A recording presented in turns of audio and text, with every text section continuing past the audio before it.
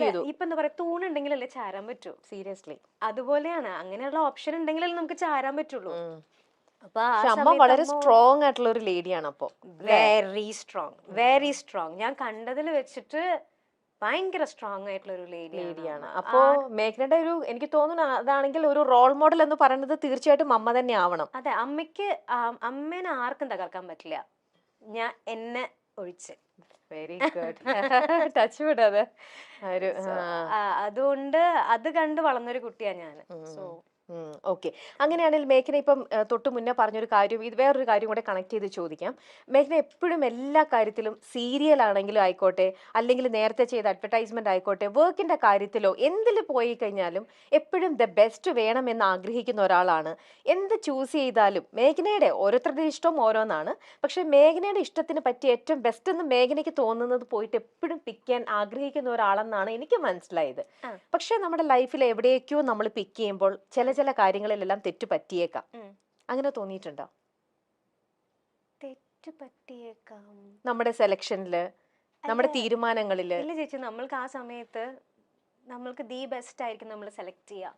നമ്മൾക്ക് ഒന്നുമില്ല, നമ്മളുടെ ഏറ്റവും നല്ലൊരു ബെസ്റ്റ് ഫ്രണ്ടിനെ നമ്മൾ സെലക്ട് ചെയ്ത് കൊടുക്കുമ്പോഴത്തേനും നമ്മൾക്ക് ഏറ്റവും ബെസ്റ്റ് അല്ല സെലക്ട് ചെയ്യാം. തീർച്ചയായിട്ടും. അപ്പോൾ നമ്മൾക്ക് സെലക്ട് ചെയ്യുമ്പോൾ അതിലും ബെസ്റ്റ് ആയിട്ടുള്ള കാര്യങ്ങൾ നടക്കണം എന്ന് വിചാരിച്ചിട്ടല്ലേ നമ്മൾ സെലക്ട് ചെയ്യാം. അതൊരിക്കലും തെറ്റെന്ന് ഞാൻ പറയത്തില്ല. ഇപ്പൊ ഈ ഇരിക്കുന്ന മേഘ്ന എന്ന് പറയുന്നത് അതിൽ കൂടെ ഒക്കെ കടന്നു വന്ന ആ ഒരു, അതെ, മേ ബി അങ്ങനെ ഒന്നും അറിയാണ്ട് നിന്നിരുന്നെങ്കിൽ ചിലപ്പോ അങ്ങനെ തന്നെ ഞാൻ പോയേനെ. അപ്പം എല്ലാം ഒന്നെങ്കിൽ ഒരു ലെസൺ ആയിരിക്കാം, അതല്ലെങ്കിൽ ഒരു മൊമെന്റ് ആയിരിക്കാം, അല്ലെങ്കിൽ ഒരു മെമ്മറി ആയിരിക്കാം. എന്തുവാണെങ്കിലും അത് ലൈഫിന്റെ ഒരു പാർട്ടല്ലേ ചേച്ചി, അതിനെനിക്ക് മിസ്റ്റേക്ക് എന്ന് പറയാൻ പറ്റില്ല. പക്ഷെ നമുക്ക് ഇതുപോലെ ഇപ്പം എന്തെങ്കിലും ഒരു നമ്മൾ ചെയ്തു പോയി കഴിഞ്ഞപ്പോൾ ബെസ്റ്റ് എന്ന് തന്നെ വിചാരിച്ച് നമ്മളത് സെലക്ട് ചെയ്തു. പക്ഷെ അത് നമ്മൾ പിന്നീടാണ് നമ്മൾ റിയലൈസ് ചെയ്യുക, അയ്യോ ഇതിവിടെ എൻ്റെ സെലക്ഷൻ തെറ്റിപ്പോയി, ഇത് എനിക്ക് ബെസ്റ്റ് ആയിരുന്നില്ല, ഞാൻ അവിടെ കുറച്ചും കൂടെ ആലോചിക്കേണ്ടിയിരുന്നു, ഒന്നും കൂടെ തിങ്ക് ചെയ്തിരുന്നെങ്കിൽ, ഈ ഒരു ഭാഗം ഞാൻ ചിന്തിച്ചില്ലല്ലോ. ഇങ്ങനെ പല പല ചോദ്യങ്ങൾ നമുക്ക് പിന്നീട് ഫേസ് ചെയ്യേണ്ടതായിട്ട് വരും. അത് ആർക്കാണേലും അതെ. അപ്പൊ അങ്ങനത്തെ ഒരു ഇൻസിഡന്റോ, അങ്ങനത്തെ കുറച്ച് മറു ചോദ്യങ്ങളോ, അല്ലെങ്കിൽ അവൾ അങ്ങനത്തെ ഒരു റിഗ്രറ്റ് ചെയ്യേണ്ട ഒരു മൊമെന്റോ, അങ്ങനെ എന്തെങ്കിലും? ലൈഫിൽ നമ്മൾക്ക് എല്ലാം നമ്മൾ ചെയ്യുന്നത് കറക്റ്റ് ആവണമെന്നില്ല. ചില മിസ്റ്റേക്സ് നമ്മൾക്ക് ഉണ്ടായിട്ടുണ്ടാവാം, ഇപ്പോഴും ഉണ്ടായിക്കൊണ്ടിരിക്കുന്നുണ്ടാവാം. അത് തിരിഞ്ഞു നോക്കുമ്പോൾ ചിലപ്പോൾ മിസ്റ്റേക്ക് ആയി പോയിട്ടുണ്ടാവും, പക്ഷെ അത് റിഗ്രറ്റ് ചെയ്ത് ഞാൻ ഇരിക്കത്തില്ല. I try to correct it maximum. Okay, ശരി. അപ്പൊ ഈ ഒരു പോയിന്റും കൂടെ ആയിട്ട് ഞാൻ വേറൊന്നും കൂടെ കണക്ട് ചെയ്തോട്ടെ. ഇപ്പം കുറച്ച് പക്വത എത്തിയ ഒരാളാണെന്ന് എല്ലായിടത്തും പറയുന്നുണ്ട്. പിന്നെ നമ്മുടെ നാട്ടിലും എപ്പോഴും എല്ലാം സംഭവിക്കുന്ന ഒരു കാര്യം തന്നെയാണ് ഡിവേഴ്സും കാര്യങ്ങളും എല്ലാം. ഇന്നിപ്പോ എനിക്ക് തന്നെ തോന്നുന്നില്ല, നമുക്കിപ്പോ അത് സെറ്റ് ആവുന്നില്ലെങ്കിൽ എല്ലാവരും അത് ഒരുമിച്ച് ഒരേ റൂഫിനടിയിൽ പരസ്പരം വഴക്കിട്ട് നിൽക്കുന്നതിലും എത്രയോ നല്ലതാണ് നമ്മൾ സ്വയം അങ്ങോട്ടും ഇങ്ങോട്ടും പറഞ്ഞ് നമ്മൾ പിരിയുന്നത്, അല്ലേ?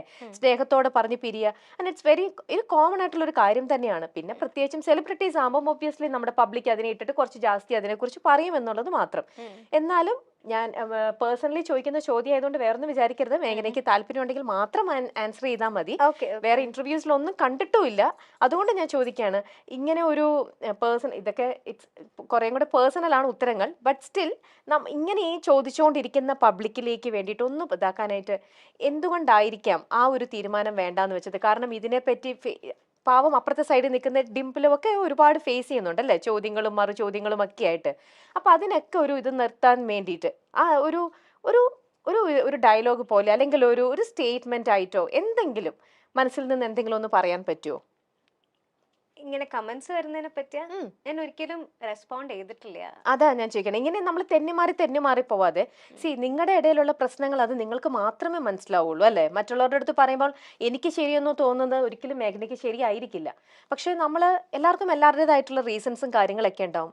പക്ഷെ ബീങ് എ സെലിബ്രിറ്റി, നിങ്ങളിങ്ങനെ ഒരുപാട് ഇങ്ങനെ ഓരോരോ ആൾക്കാരുടെ നിൽക്കുമ്പോൾ നമുക്കത് വാലിഡ് ആയിട്ടുള്ള ഒരു റീസൺ പറഞ്ഞ് നമുക്ക് എപ്പോഴും തെന്നി മാറണ്ടല്ലോ. നമുക്ക് കറക്റ്റ് ആയിട്ടുള്ള ഒരു ഇത് പറയുമ്പോൾ നമുക്ക് ഒരു ഫുൾ സ്റ്റോപ്പ് ഇടാനായിട്ട് എന്തെങ്കിലും ഒരു സ്റ്റേറ്റ്മെന്റ് ആയിട്ട് എന്തെങ്കിലും അങ്ങനെ പറയാൻ പറ്റുമെങ്കിൽ മാത്രം. ഞാൻ നിർബന്ധിക്കുന്നില്ല, it's all up to U.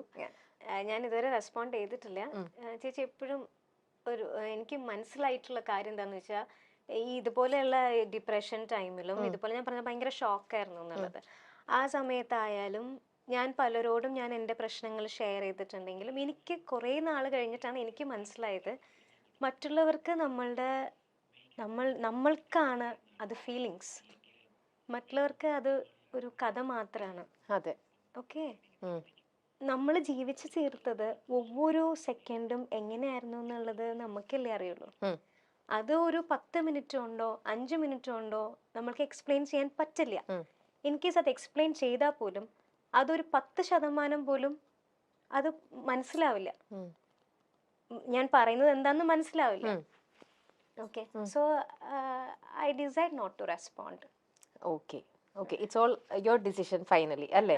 ശരി, ഇപ്പോ കൂടെ നമ്മുടെ പോകുന്ന ഒരാള്, അത് മമ്മി ആയിക്കോട്ടെ, ഇപ്പൊ കൂടെ പോകുമ്പം അല്ലെങ്കിൽ പിന്നെ മാത്രല്ല ചേച്ചി, ഇതിപ്പോ ഞാൻ ശരി, ഞാൻ ശരി, താൻ ശരി, ഞാൻ ശരി, വാട്ട് ദ പോയിന്റ്? ആ ഓക്കെ, നമ്മൾക്ക് എന്താണോ വിധിച്ചിട്ടുണ്ടായിരുന്നത്, ഇറ്റ്സ് ഓൾ ഹാപ്പൻഡ്.